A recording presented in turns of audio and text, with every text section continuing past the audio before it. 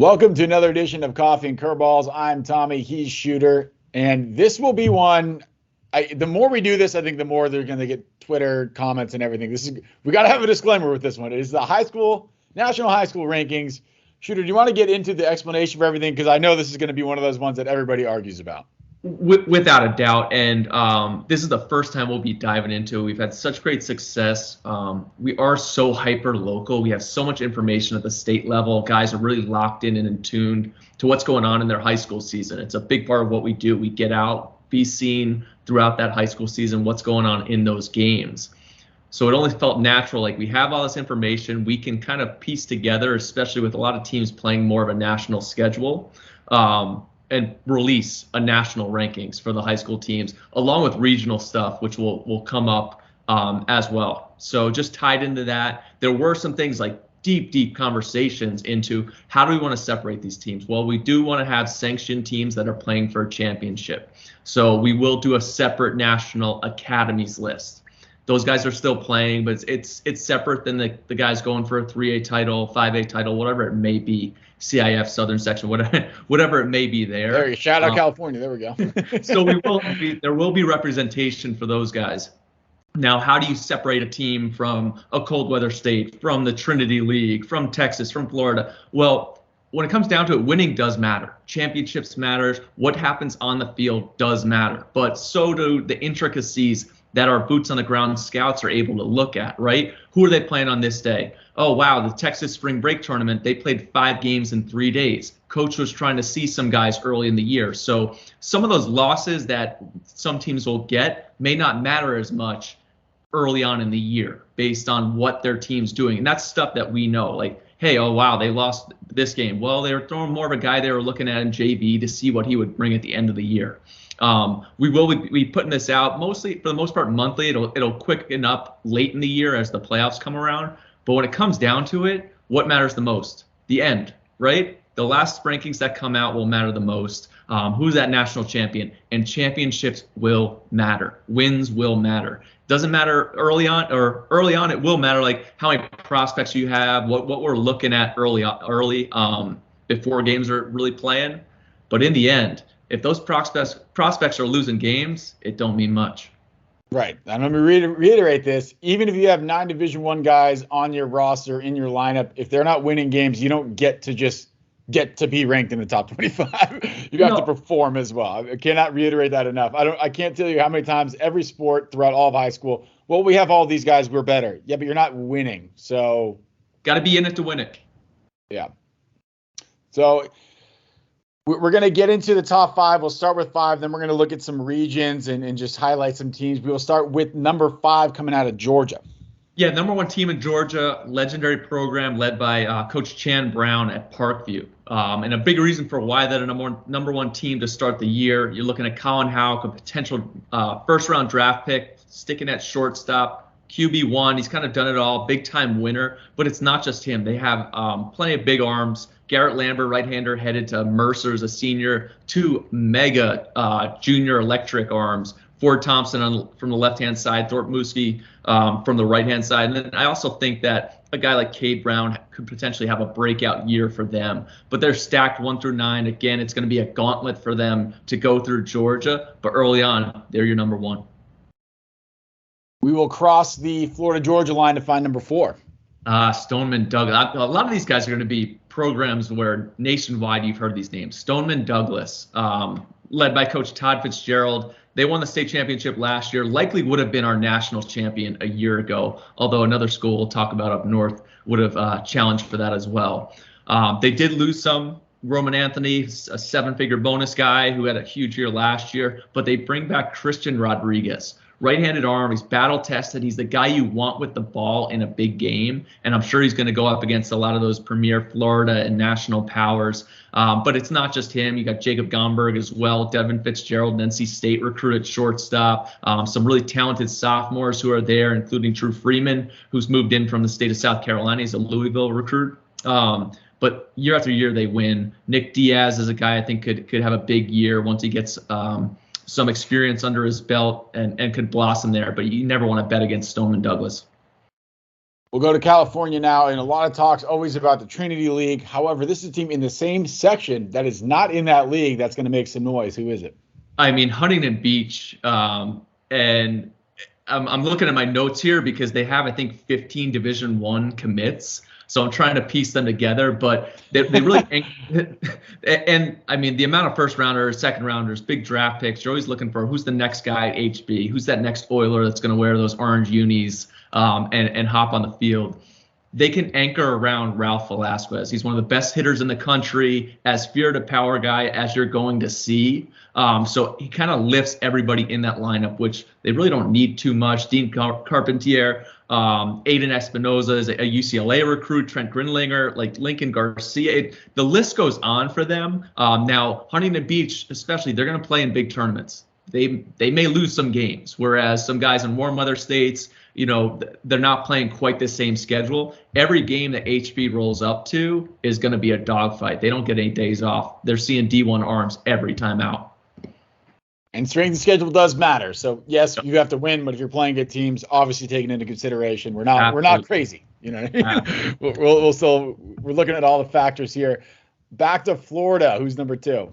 I mean, Calvary Christian out of Clearwater has a historic type pitching staff. When you're looking out your way at a Harvard Westlake, when they were rolling out Giolito, Max Fried, Jack Flaherty, like when they had guys like that, this is what we could be talking about with regards to Calvary Christian. You got Liam Peterson, who's a mid to upper 90s workhorse frame arm, who could really get into that day one top 40 pick discussion, which I guess he already is there, but he's committed to Florida. Hunter Dietz, a big left-hander who I love. I really think he's got top 40 pick, could sneak into that back half of the first round from the left side. He's now committed to Arkansas. And then Landon Marutis is one of my favorites. Two-way guy, uber athletic, NC State recruit, can really pitch. I think his best days are ahead of him. We'll see what happens this spring. But when you have those 3 guys, any national tournament that they're going to, and they are, it's going to be tough to beat them. They can really hit to Ozilia, Gibson. It just goes on with them. But, I mean, it doesn't matter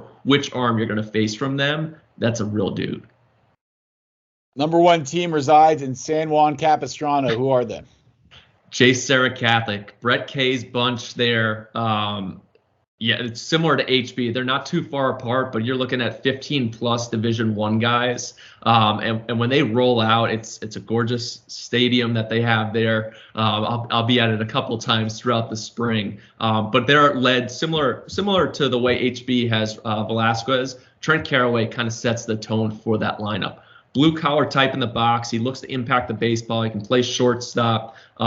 He's a real guy going to Oregon State, has a chance to be a first round type guy. I mean, you go Reimers, Hollis, Lamb, Smodino, Matt Champion, LSU commit who can just work really fast on the mound. Especially in California, they're going to go place in a big tournament on the East Coast. You have those dudes who can pitch. Feel for 3, can pull the string on a changeup. Matthew Champion does stuff like that. And they're just really well coached. You expect that from the Trinity League. There's attention to detail. They're going to be ready to roll at all times. And I will just recap it for you guys, 1 to 5. Again, number 1 is J. Sarah Catholic. Number 2, Calvary Christian. Number from Florida. Number 3 out of California is Huntington Beach. 4 also from Florida, Stoneman Douglas. And number 5 out of Georgia is Parkview. Now, those are the top 5, but we'll look at some regions. We're going to start in the Midwest. Yeah, and I kind of paired these 2 up because they're the top in the region. Orchard Lake St. Mary's, Michigan school, and if you're not familiar with them, they're unbelievable. And last year, I think they were 44-0, 44-0. Geez. They did lose Brock Porter to a mega signing bonus with the Tigers, but they're returning guys, and it's. I mean, Blake Grimmer, Tennessee recruit, one of the sweeter left-handed strokes, Jason Oliver, Ryan McKay. I'm reading off all these names. Parker Brustevitz,